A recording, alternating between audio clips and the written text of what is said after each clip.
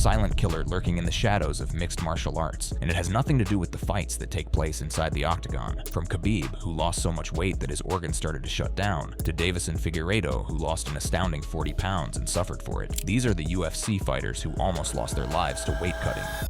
Khabib Nurmagomedov. This is perhaps the most famous weight-cutting disaster in UFC history, the incident that nearly robbed the sport of one of its greatest champions before he could even claim the undisputed title. Khabib Nurmagomedov, widely regarded as one of the most dominant lightweights to ever grace the octagon, came terrifyingly close to losing his life ahead of what was supposed to be one of the most anticipated fights in UFC history. Khabib was a physical anomaly at lightweight. He typically walked around at 190 pounds or heavier. Some reports suggest he reached 192 or 193 during his off-camp periods. This meant his cuts to the 155-pound lightweight limit often involved shedding a staggering 35 to 40 pounds of water weight through brutal dehydration methods including saunas, hot baths, and severe fluid restriction. For years, he somehow managed to make it work, dragging his depleted body onto the scale before rehydrating and mauling opponents with his legendary grappling pressure. But ahead of UFC 209 in 2017, the system finally broke down in catastrophic fashion. Khabib was scheduled to face Tony Ferguson for the interim lightweight title in what fans had been anticipating as one of the greatest matchups in UFC history. The cut, however, went horrifically wrong. Khabib began experiencing severe stomach pain that escalated to the point where he genuinely believed he was dying. In the early morning hours, around 4 a.m., his team made the desperate decision to rush him to a Las Vegas hospital. The diagnosis confirmed everyone's worst fears. His body was shutting down from the rapid fluid loss. His organs were under severe stress. His electrolyte balance was dangerously compromised, and continuing the cut would have risked permanent damage or death. The fight was canceled just 24 hours before the event, devastating fans who had waited years to see these two legends collide. Khabib later opened up about the experience in interviews, taking full responsibility while emphasizing just how dire the situation had become. He described feeling like he almost died during the process, with his body reaching a breaking point that forced medical intervention. The incident sparked intense debates about regulation, fighter safety, and the inherent risks of allowing athletes to dehydrate themselves to such extreme degrees. Khabib recovered fully and went on to become undisputed champion, retiring undefeated, but the memory of that hospital visit serves as a permanent reminder that even the greatest fighters are not immune to the dangers of weight cutting. Renan Barao. There was a time when Renan Barao looked absolutely unstoppable. The Brazilian bantamweight champion had assembled a remarkable winning streak that stretched back years, showcasing elite striking and grappling that made him seem destined for pound-for-pound greatness. His reign at the top of the 135-pound division appeared unshakable, and fans marveled at his technical brilliance and finishing ability. Then came UFC 177 in August of 2014, and everything changed in the most terrifying way imaginable. Barao was scheduled to defend his bantamweight title against TJ Dillashaw in a highly anticipated rematch, a chance to avenge a previous loss and reclaim his dominance. The cut to 135 pounds had never been easy for Barao. His frame seemed naturally suited for a higher weight class, and he had a well-documented history of difficult weight cuts that left him visibly drained at weigh-ins. But this time, the cut went catastrophically wrong in ways that shocked the entire combat sports world. During the dehydration process, Barao collapsed completely. Reports indicate he passed out, potentially striking his head during the fall, and the combination of severe dehydration, dangerous electrolyte imbalances, and possible trauma from the collapse led to his immediate hospitalization. The consequences were devastating and swift. Barao was forced to relinquish his championship title on the spot, stripped of the belt he had worked so hard to earn and defend. The incident drew massive criticism of both the fighters team and the UFC's handling of the situation, with the main event scrapped entirely and the card quality suffering dramatically as a result. Barao later attempted to defend his methods, claiming that everything was fine initially before the collapse occurred, a statement that only underscored how quickly these situations can spiral from manageable to life-threatening. But here's the tragic epilogue to Barao's story that makes it even more heartbreaking. He never regained his elite form after that incident. Brian Ortega. Brian Ortega has built his legendary reputation on being one of the toughest, most resilient fighters in the entire featherweight division. His remarkable ability to survive punishment that would finish lesser men and somehow find fight-ending submissions when all seems lost has made him a beloved fan favorite and a legitimate title contender for years. His heart and determination inside the octagon are the stuff of legend. But in 2025, Ortega faced an opponent that even his legendary toughness couldn't overcome, and that opponent was his own body shutting down during a weight cut. Ahead of his UFC Fight Night bout at UFC Shanghai, a highly anticipated rematch with Aljamain Sterling, Ortega attempted to cut down to the 145-pound featherweight limit, a process he had completed dozens of times throughout his career. What happened during that particular cut, however, left him questioning everything about his approach to the sport and his willingness to continue punishing his body in such extreme ways. Ortega lost consciousness for approximately 30 minutes. When he finally regained awareness, he found himself in an emergency room, utterly disoriented and confused about where he was or how he had gotten there. Hooked up to IV lines as medical professionals worked frantically to stabilize his deteriorating condition. Despite the terrifying scare, Ortega still attempted to compete, with the fight proceeding at catchweight after weigh-in complications. But the incident prompted serious contemplation about moving up in weight class permanently to avoid repeating such a dangerous experience. His story added significantly to featherweight's growing reputation for demanding some of the most brutal and dangerous cuts in the entire sport.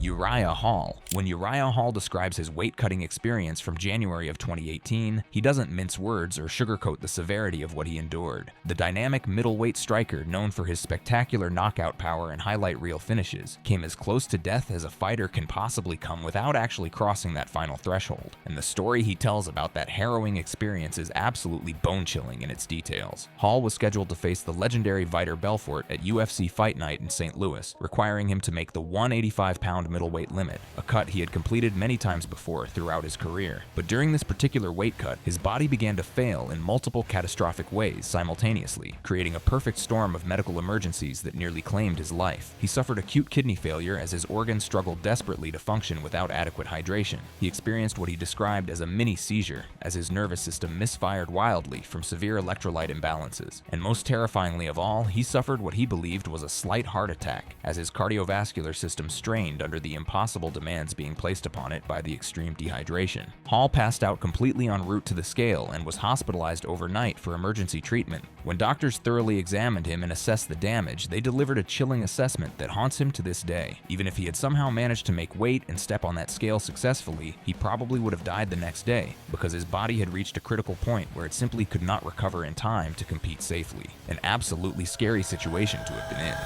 Cameron Smotherman. Smotherman, a promising bantamweight prospect with his sights set on climbing the divisional rankings, had successfully completed his cut to 135 pounds. He stepped onto the official scale in Las Vegas in front of the cameras and assembled media, registered 135.5 pounds, well within the acceptable limit, and received clearance to compete against Ricky Turcios the following night. By all appearances, everything seemed to be perfectly fine. The hard part was over. Then he took a few steps away from the scale and his body simply gave out. In front of cameras, UFC officials, media members, and horrified spectators, Smotherman face-planted directly onto the stage, his body crumpling like a puppet with its strings cut as his consciousness simply switched off without warning. Medical personnel rushed immediately to intervene, and he was transported to the hospital for urgent evaluation. His fight against Turcios was promptly canceled. What makes Smotherman's dramatic collapse so deeply disturbing is that it demonstrated with terrifying clarity how even successful weight cuts can push the human body to the absolute edge of catastrophic failure. The severe dehydration that fighters endure thins their blood to dangerous levels, significantly impairs circulation throughout the body, and can trigger sudden vasovagal responses or dangerous blood pressure drops that cause immediate loss of consciousness. Smotherman claimed after the incident that his cut wasn't particularly extreme by his standards, which only underscores how frighteningly unpredictable these physiological responses can be.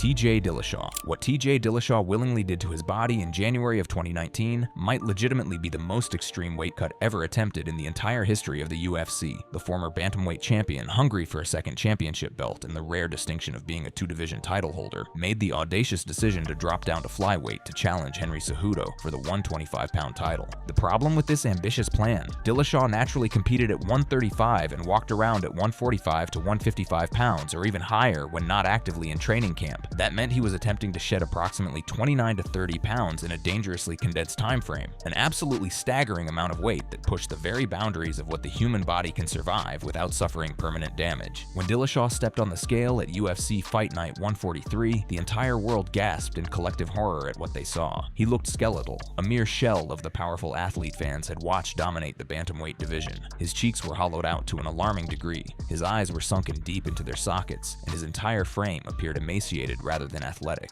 Medical professionals watching from afar expressed immediate and serious concern that he was showing visible signs of severe organ stress and dangerously life-threatening dehydration levels. He made weight successfully, but the damage to his body was already catastrophically done. When Dillashaw stepped into the cage against Cejudo, he looked like a hollow shell of himself, completely drained of the explosive energy and lightning reflexes that had defined his championship reign. The fight lasted just 32 seconds before the referee mercifully stopped it, with Dillashaw appearing utterly depleted and unable to perform at anything remotely close to his normal elite level. The cut left him in what he described as a near-catastrophic state of complete depletion.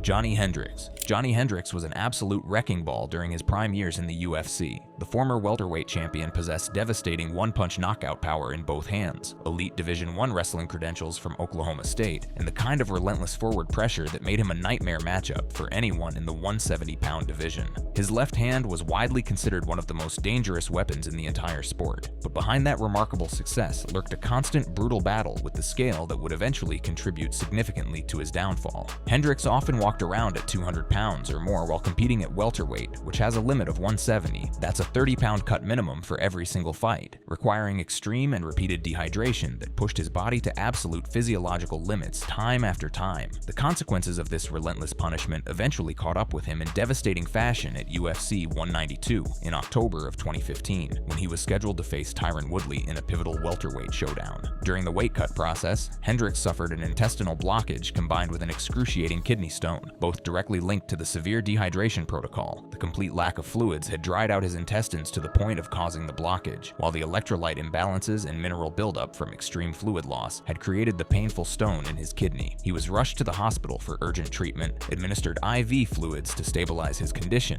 and the fight was canceled as a result. Hendricks later explained that over-reliance on certain dietary choices during his camps, including heavy deer meat consumption, had exacerbated the issues during the cut, but the core problem was undeniable and unavoidable. He was consistently asking his body to do something it simply wasn't designed to do repeatedly without consequence. Makwan Amirkhani. While Makwan Amirkhani may not have the singular headline-grabbing hospitalization that some other fighters on this list endured, his story represents something equally important and arguably even more widespread: the countless athletes who suffer through brutal featherweight cuts without ever having their struggles properly documented or acknowledged by the media. Amirkhani, cutting to 145 pounds throughout his UFC career, experienced the same visible depletion at weigh-ins, the same organ strain during the process, and the same serious health risks that have sent other fighters to emergency rooms across the country. The featherweight division is notorious for attracting competitors who walk around at 170 pounds or significantly heavier during their normal lives, meaning cuts of 25 to 30 pounds of water weight are absolutely commonplace and expected. What makes Amirkhani's case significant is how his career fits into the broader, more troubling pattern that has been extensively documented by combat sports researchers and medical professionals. Studies and reports from 2014 and onward have noted multiple UFC fighters hospitalized for kidney damage and organ harm tied directly to the dehydration protocols required to make lower weight class limits. These cases don't always make mainstream headlines because the fighters involved aren't championship contenders or household names, but the suffering they endure is every bit as real and dangerous. Acute kidney injury, severe electrolyte crashes, and complete collapses from pushing beyond safe physiological limits have been documented extensively across the featherweight, bantamweight, and flyweight divisions. Fighters like Amirkhani contribute to this troubling narrative in important ways. Even when their individual cuts don't result in dramatic ambulance rides or emergency room visits, the cumulative damage from years of routine extreme dehydration causes lasting bodily harm that may not fully manifest until years or even decades later, when the long-term consequences finally catch up with them. Perez. The flyweight division has always demanded the most extreme and punishing sacrifices from its competitors. At 125 pounds, there's simply no margin for error whatsoever. Fighters must strip every available ounce of water from their bodies to hit that unforgiving limit, and the consequences of this extreme process can be severe and long-lasting. Perez has learned this brutal lesson repeatedly throughout his UFC career. The longtime flyweight contender, who has consistently ranked among the top 10 or 15 fighters in the division, has faced numerous weight-cutting complications that highlight just how punishing the 125-pound limit can be on the human body. Around UFC 324 and 2026, Perez missed weight significantly, by 2.5 pounds or more in some bouts, leading to substantial purse forfeitures that cost him tens of thousands of dollars and fights proceeding under financial penalties. While these misses haven't always resulted in dramatic hospitalizations that make headlines, they represent something equally concerning and perhaps more insidious: a pattern of chronic depletion that suggests his body simply cannot sustain the demands of making 125 anymore. The issue with repeated weight misses isn't just the immediate financial penalty or the competitive disadvantage of giving up a portion of your purse. It's what those misses indicate about the cumulative toll on a fighter's internal systems over time. Every single time Perez pushes his body to the brink and fails to make weight, it's because his kidneys, his heart, and his organs have reached a critical point where they simply refuse to give up any more fluid without risking catastrophic failure. The speculation surrounding his career has long included concerns about kidney stress and organ damage, the invisible injuries that don't show up on highlight reels or social media clips, but can shorten careers and lives nonetheless.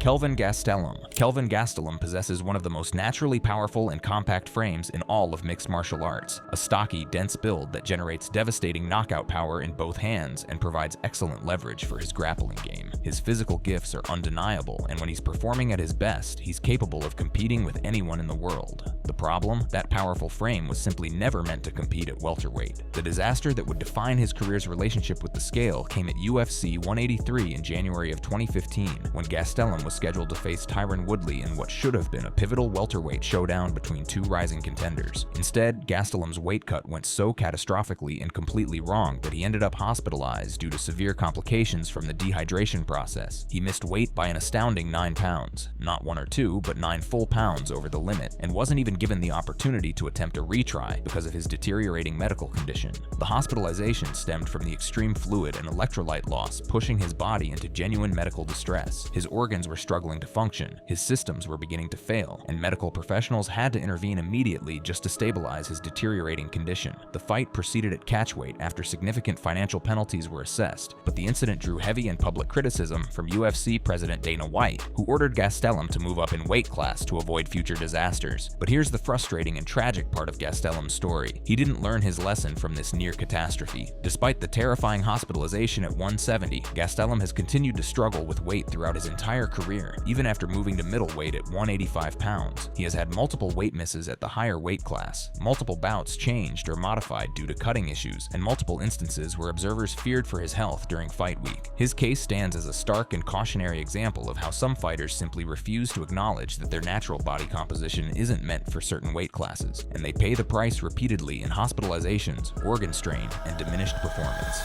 James Krause. James Krause carved out a respectable and lengthy career as a UFC lightweight and welterweight fighter before transitioning into coaching, where he became one of the most sought-after trainers in the entire sport. His knowledge of the game was encyclopedic, his ability to develop fighters was remarkable, and athletes from across the country flocked to work with him in hopes of unlocking their full potential inside the octagon. But Krause's time competing in the lightweight division meant he was no stranger to the grueling and punishing demands of cutting to 155 pounds fight after fight. While his personal history doesn't include the kind of singular dramatic hospitalization that made headlines for other fighters on this list, Krause experienced firsthand the cumulative toll that years of aggressive dehydration takes on the human body over time. The lightweight division has long been considered one of the most dangerous weight classes for cutting, as fighters often walk around at 170 or 180 pounds during their regular lives and must shed massive amounts of water weight in compressed time frames just to compete. Krause dealt with various health issues throughout his career, including staph infections and injuries that may have been exacerbated by the chronic stress his body endured during repeated weight cuts. Krause became increasingly vocal about weight cutting practices in his role as a coach after retiring from competition,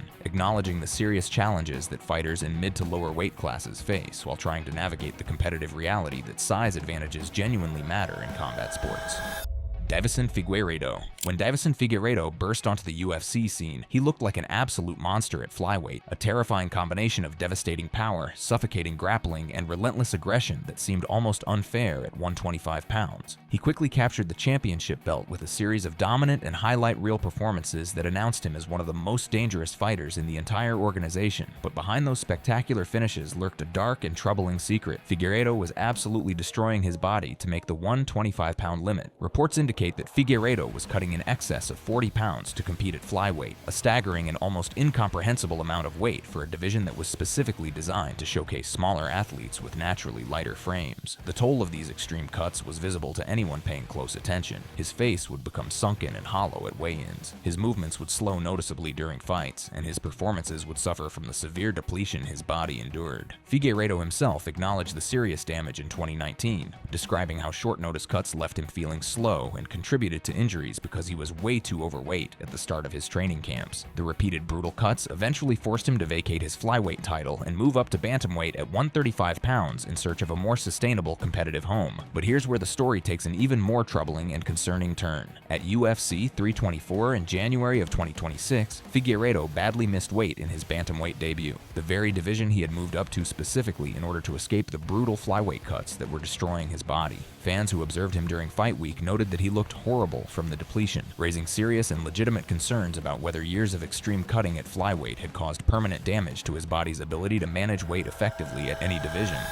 Dan Hooker. Dan Hooker is what fight fans affectionately call a dog, a warrior who will wade through hell and high water to secure victory, no matter the physical cost or punishment required. The New Zealand native has been involved in some of the most brutal and memorable wars in recent UFC history, absorbing punishment that would break lesser men and somehow finding a way to keep marching forward until the final bell sounds. But perhaps the most dangerous battle Hooker has ever faced didn't occur inside the octagon against another trained fighter. It happened in the days and hours leading up to his fights, when he would attempt to squeeze his naturally large frame down to the featherweight limit of 145 pounds, a limit that his body was never designed to reach. To understand just how extreme Hooker's cuts have been throughout his career, consider this staggering fact. Reports have indicated that he has weighed in at 187 pounds or more just days before needing to hit 145 or 155. That's a swing of 30 to 40 pounds of water weight in a matter of 72 hours or less. In 2021, Hooker successfully completed a test cut to featherweight, proving he could technically make the limit, but those who witnessed the aftermath described him as looking gaunt, drained, and visibly depleted to an alarming and concerning degree. While Hooker has thankfully avoided the kind of hospitalization that some of his peers have endured, the physical toll of these repeated extreme cuts cannot and should not be ignored or minimized. Fighters who push their bodies through this kind of severe dehydration repeatedly report symptoms including electrolyte crashes, near-collapse states, and long-term fatigue that persists for weeks or even months after the fight is over. The kidneys strain desperately to filter blood that has become thickened and sluggish from fluid loss, and the heart works overtime to pump that compromised blood through the body's circulatory system. Hooker's willingness to endure this suffering speaks volumes about his warrior mentality, but it also raises serious and legitimate questions about the long-term sustainability of competing at lower weight classes for fighters with naturally larger frames.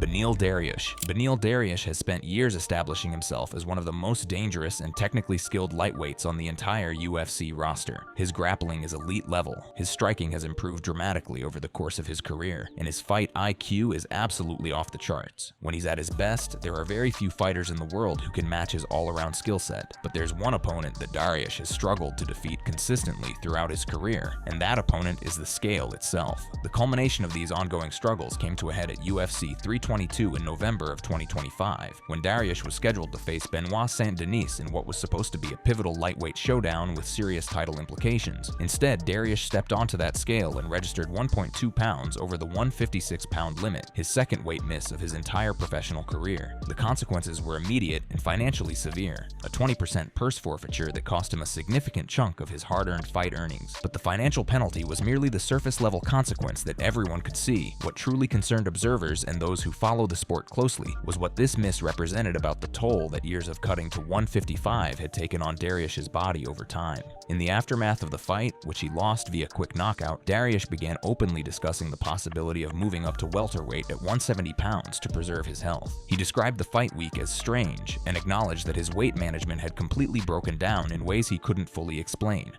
Gleison Tibau. Gleison Tibau competed in the UFC's lightweight division, which means he had to step on that scale and register no more than 155 pounds to be eligible to compete. Sounds reasonable enough for a lightweight, right? Well, here's where things get absolutely insane and almost impossible to believe. Tibau regularly walked around at nearly 200 pounds during his everyday life. Let that sink in for a moment and truly appreciate what it means. This man was cutting anywhere from 40 to 66 pounds of water weight just to compete, and he did it fight after fight after fight for over a decade in the UFC without ever once missing weight. Trainers and coaches who worked with him over the years have gone on record describing the brutal methods he employed to achieve this seemingly impossible feat. Endless hours in sweltering saunas, scalding hot baths, and complete restriction of fluids until his body was essentially running on nothing but willpower and desperation. The most remarkable and frankly terrifying aspect of Tibau's career wasn't just the cuts themselves, but how rapidly he would regain the weight after stepping off the scale at weigh-ins. Reports indicate he would put back on 20 to 26 pounds overnight through aggressive rehydration protocols, transforming his body from a depleted shell to a fully hydrated athlete in a matter of hours. His body became a yo-yo of extremes, constantly being pushed to the absolute brink of what human tissue can endure, and then snapped back to functionality in time to compete. While Tibau never suffered a single dramatic hospitalization that made mainstream headlines, the cumulative toll of years upon years of this punishment cannot be overstated or minimized. The strain on his kidneys, his heart, his organs, it all adds up over time in ways that may not be immediately visible, but are no less real or dangerous. When USADA introduced more stringent monitoring protocols, Tibau found the cuts becoming even more difficult, and he eventually departed the UFC in 2018, admitting he felt a little lost in his career. His story serves as a chilling reminder that sometimes the most dangerous weight cuts aren't the ones that end in ambulance rides and hospital beds. They're the ones that slowly, silently destroy a body from the inside out over the course of an entire career. Thank you for watching this video. If you'd like to watch another fascinating video like this, click on one of the boxes on your screen right now.